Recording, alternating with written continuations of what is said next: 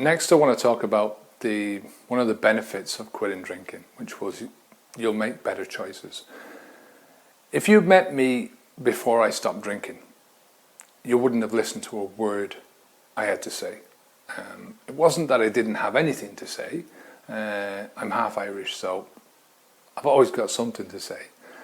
It was that I was leading this dual life. Half of my life was the working man who had to provide for his family, someone who did want to get ahead, and a person who genuinely enjoyed living. I genuinely wanted to be the best person I could be. And the other half was this person who didn't like to wait for things to happen. I wanted to get my buzzers right now, not tomorrow. These two lines of thought are completely and mutually exclusive.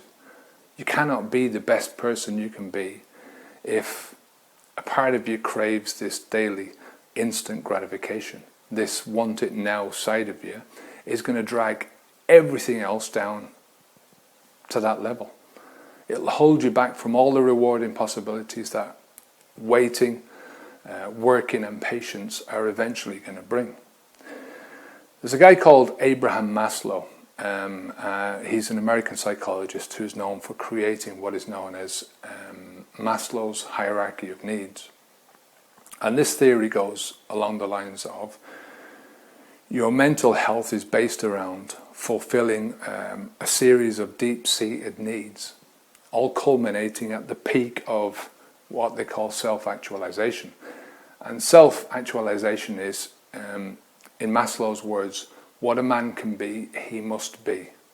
This need we may call self-actualization. It refers to the desire for self-fulfillment, namely the tendency for him to become actualized in what he is potentially.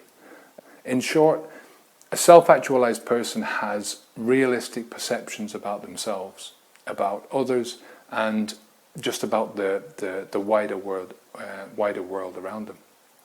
They're motivated by a sense of ethics and of personal responsibility. They want to help others. They want to solve problems that are outside of themselves, and they view the world with appreciation, focusing on the things that can be instead of what cannot be. Now, for me, one of the best characteristics of Maslow's self-actualized person is a person who is self-determining. So you don't need anyone else to tell you how to live, what to be happy about, or conforming to other people's ideas of contentment. Now, much of this boils down to the choices that you make in the moment. As a drug user, alcohol, of course, is included in that.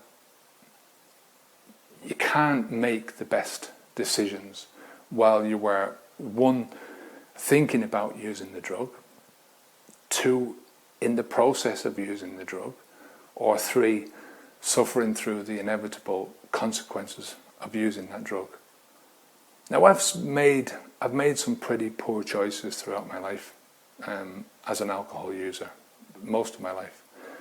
From getting behind the wheel of my car when I was drunk, to standing on the outside railing of this ferry that was crossing the Irish Sea, drunk as a skunk with only fresh air between me and this cold dark sea 50 feet below. Luckily neither of these past choices have had any long-term consequences in my life. I can't say about most of my past decision making though. Being an alcohol user has definitely infected many important choices that I've made, which have ultimately affected my whole life. There's an Irish saying that the guy was so drunk that he was locked out of his head. Now, that's a saying that's a lot closer to the truth than most of us would, care to admit. In a drinking culture, taking into account most of the Western world, alcohol drinkers love to be tipsy, drunk, pissed, or whatever, out of their heads. But we never really stop to think about what's actually happening to us biologically so that our bodies and minds can arrive at that particular feeling. And if you think about it, blurred vision, loss of balance or coordination, difficulty in understanding what someone is saying to you, having trouble speaking, confusion, dizziness, loss of consciousness. They're all very common signs that a person is very, very drunk. They're also among the most common signs that someone is having a stroke. That really tells you something about what's actually going on inside your brain to get you to that feeling of being wasted. On a previous video, I talked about that alcohol is one of the few substances that can pass through the blood-brain barrier. This barrier is there as a simple method of protecting your brain from harm. It prevents most foreign substances, your own hormones and neurotransmitters that don't belong inside in your cranium, and it maintains this constant environment that your brain requires to survive. Now, this protection has evolved over millions of years. One foreign toxin that it won't stop is alcohol. And the reason it doesn't stop alcohol is because the blood-brain barrier is not used to the levels of alcohol that are flung at it from alcoholic drinking. Alcohol is used as a very efficient cleaner. It's used as a solvent. It's used as a motor and a rocket fuel. Your brain is the control center of your entire being, and you don't do anything without the messages first passing through your brain. And do you really want something that is used as an industrial cleaner to be washing around inside in this control center? This is the thing that's controlling your whole life. Think about it. It just doesn't make any sense. So the next time you take a drink of alcohol, imagine what the effect is on the delicate electrochemical signaling that's all responsible for all the processing and transmitting every thought that you have from the time you wake up in the morning right around.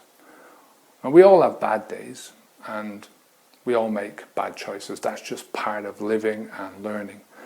And the normal process when you make a mistake is to think about it, to try and isolate the reason why it didn't work, why you made the mistake, and to change the choice or some part of the choice the next time around. When we're under the influence of a heavy drug like alcohol, we're often not even aware that a choice has been made. Never mind the processes or the thoughts that went before making that choice. So it's impossible to learn any lessons from it. You can't go back over the thought process to see where you went wrong, because it's generally been absolutely and permanently wiped out of your memory. There's nothing you can do about the choices that you've already made. There's no point in beating yourself up about them either. It's just past is the past. Beating yourself up has probably driven you to use alcohol on more than one occasion. This only leads to more negativity and more of the same, beating yourself up. So the choices that matter are the ones that you can alter, and the only choices that you can alter are the ones that you make now, that you're about to make, or that you've just made. Once you make the choice not to drink alcohol again, your decisions and your choices are going to become much cleaner. For a start, you don't have any rocket fuel running rampage around your head anymore. Your brain is going to be in that constant, pure environment that it needs for clear, crisp thoughts to happen. And another reason for improved choices is that the choices that you make are often cumulative. One choice can often be the catalyst for a whole series of thoughts. You're more likely to get more of your choices wrong when you're not in complete control of your brain, when you're locked out of your head.